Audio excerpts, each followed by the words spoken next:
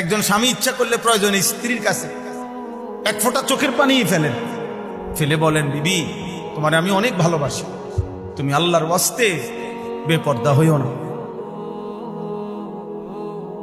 তুমি বেনামাজি থাইকো না রে, নিয়ত করো চলো আমরা দুইজনে একসাথে নামাজ পড়ে যেন আখিরাত আমরা দুইজনেই জান্নাতি হব।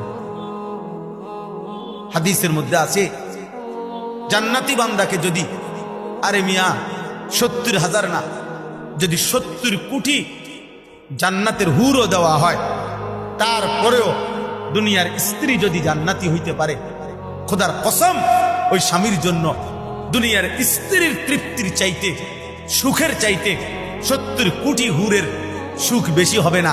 হালাল স্ত্রী যতটা আনন্দময় হবে। হ্যাঁ, কারণ সে যুদ্ধ করে কষ্ট সহ্য করে জান্নাতি হয়েছে, আর হুর তো জান্নাতেই তৈরি হয়েছে।